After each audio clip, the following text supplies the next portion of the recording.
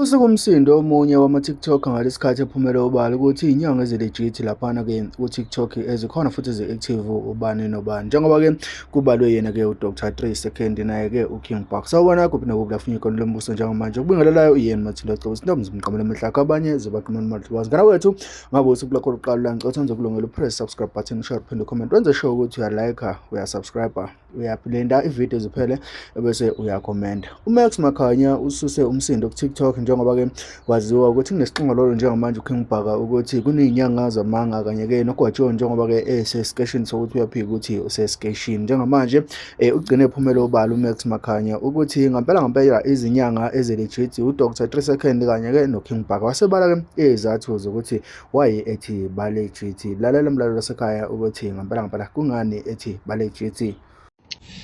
Kuzo zonke izinyanga eSouth Africa zimbili kuphela izinyanga ezilegit ngokwami engizirecognizeayo.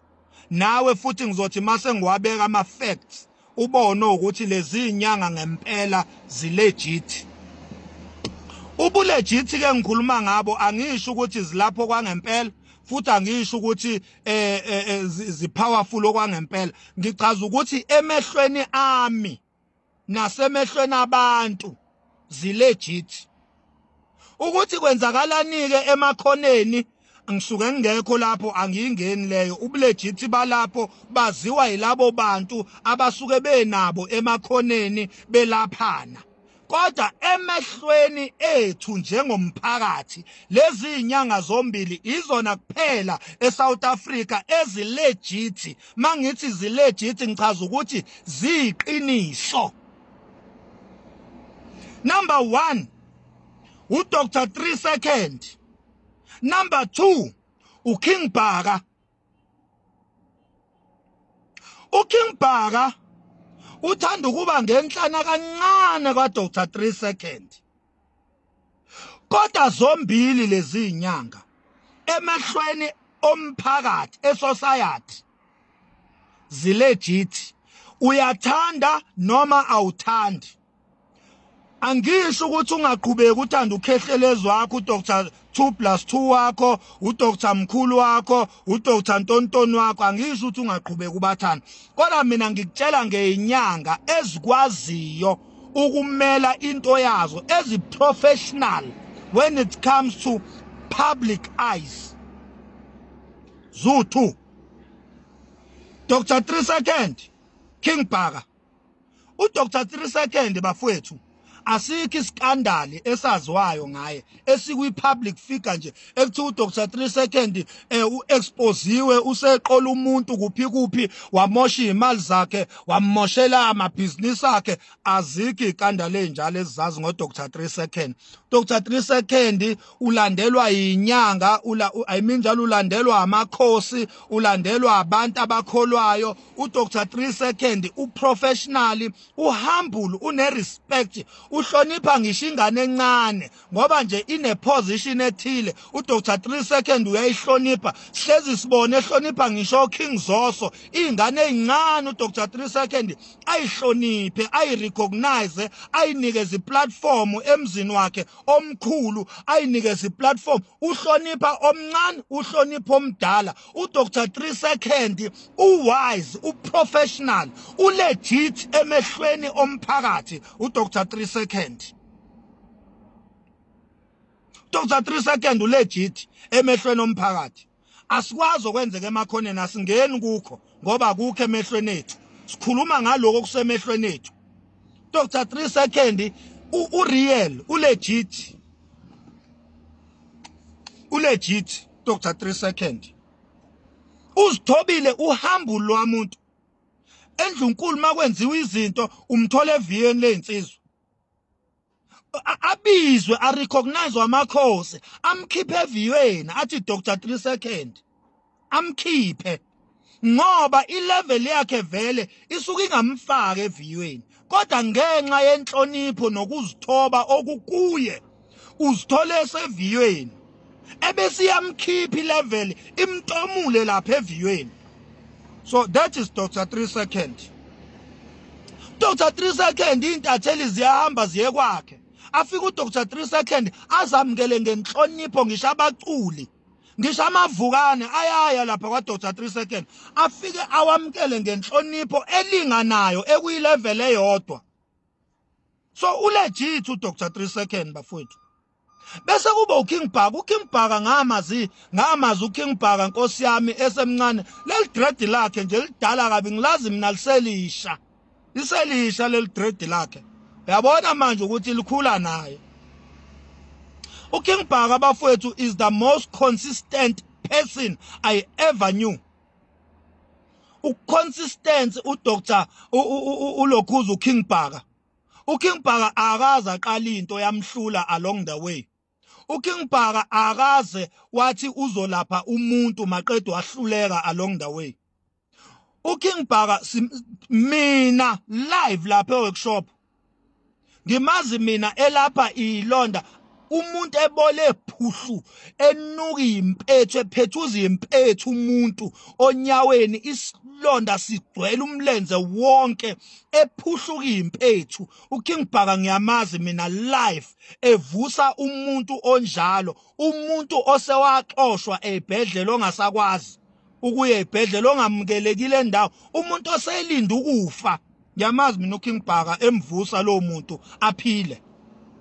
Uyabona? So uKing Bhaka ulegit. King Bhaka is the most legit Lokhuza witch doctor I ever knew.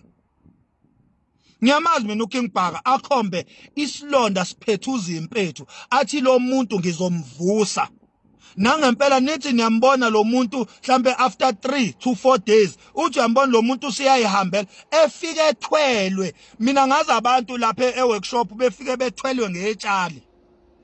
Umuntu afike ethwelwe ngetshali, ebanjwe ngetshali, engasabanjwa ngoba isilonde simphethe sesibhlungu umzimba wonke. uKing Bhaka amkhombe etshalini athi lo muntu ngizomvusa in 3 days time uzobe seyihambela ngeenyawo zakhe. Thina sibabonile abantu abanjalo bebuya lapha eworkshop sebeyihambela ngeenyawo begijima bezobonga kuKing Bhaka ebaphilisile. Mina ngihamba inyanga uKing Bhaka futhi akangazi. King Bhaka mina akangazi. Imina owazi yena. Ngobe workshop sasuke sigcwele bengihlala lapha eThekwini mina emafletini lapha ko St George's. Bengisuka mina ngiya eworkshop ngiyobuka nje uKing Bhaka. Enza lezi imanga nasemakethe lapha emabhasini.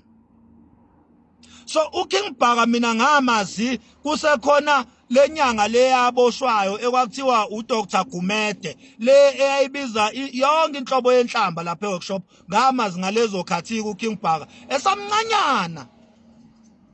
Yabona esamncanyana ehamba ngemoto eyayisilahla. Ehamba ngemoto eyayisilahla konje kwakuyimoto ngathi kwakuyi VW. Kwakuyisihlahlanyana kwakumhloshana kuyisilahla laphana ehamba ephelezelwa ama-bodyguard akhe ehamba ngama-Fortuna laphana ama Rev 4 laphana zihamba nje ngey'moto ey'nkulu ama-bodyguard akhe. Kukhona ngisho abelungu lapha kuma-bodyguard akhe. Ngangikhona lapha eworkshop. Ngizibuza ukuthi lo mfanyana lona ngoba untanga yethu nje lona, hey madoda wayithathaphi lento? Esilaphe ngempela impihli yamasimbe eyilonda ezayibulala abantu lapha eThekwini ebalapha uKing Bhaka bevuka abantu bephile beyihambele bazobonga for free engabakhokhi. uBhaka labo bantu wayebalapha mahala. Wayebalapha mahala uBhaka abantu abaphihlike ilonda eziphethuza impethu, abantu abalinda ukufa ababengafa nomnini. uBhaka wayebalapha for free of charge. Siyakwazi lokho. Uyabona? Kuze kube namhlanje sengaba kudeke angisamboni.